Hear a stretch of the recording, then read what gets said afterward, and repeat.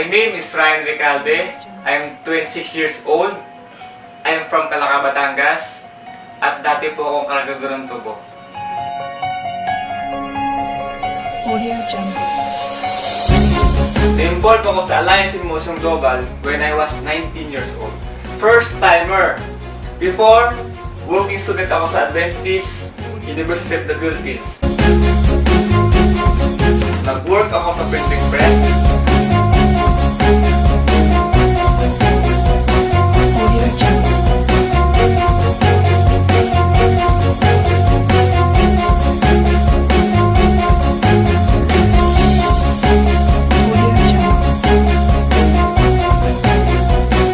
At dito na-introduce sa akin ng AIM Global. At doon nabuksan ang isipan ko at nabuhay ang mga pangarap ko.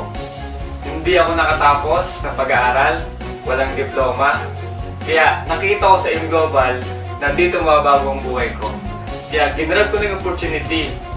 Pero ang problema, wala akong pera. Kaya pinilit ko ang aking magulang na isang laang pinagtatayo namin ng bahay. Grabe, hindi pala ganun kadali. Walang naniniwala sa akin, maraming discourage sa akin, pero hindi ako nawala ng pag-asa. Because I want to change my life. Gusto ko magkaroon ng magandang buhay ang pamilya ko. Sa awa tulong ng Diyos, after 6 months doing this business, biniyayaan ako ng brand new car, Lancer GLX. After another 6 months, nakabili ako ng sariling bahay sa Rosa Heights. Doon na lumaki yung grupo ko at nagtuloy-tuloy na yung blessing.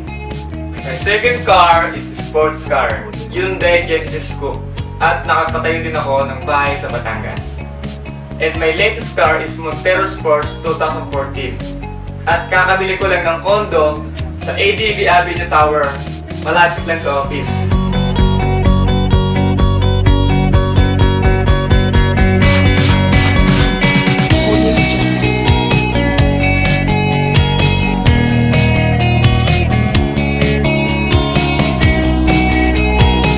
At nakapag-travel na rin ako sa iba't ibang bansa. In my 6 years sa AIM Global, lahat ng meron ako ngayon, lahat ito ay galing sa AIM Global. Na-realize ko na bago mo ko isang bagay, kailangan mo talagang paghirapan. Basta huwag ka lang susuko at huwag mong sayangin ang oras mo. Lagi lang mag-pray at magtiwala sa Diyos dahil lahat kanyang ibigay sa taktang panahon. Audio Jungle. Audio Jungle.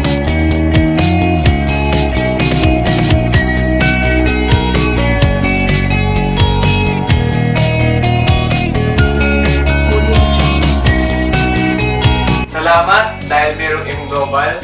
Kung di dahil sa inyo, hindi ako ganito ngayon. And of course, my mentor, Kuya E, ang nagturo sa akin kung paano gawin ang tamang negosyo.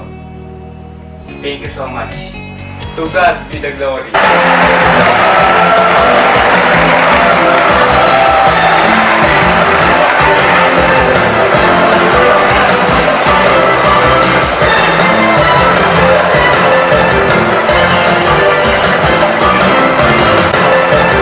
Motion Global, these awards makes me inspired.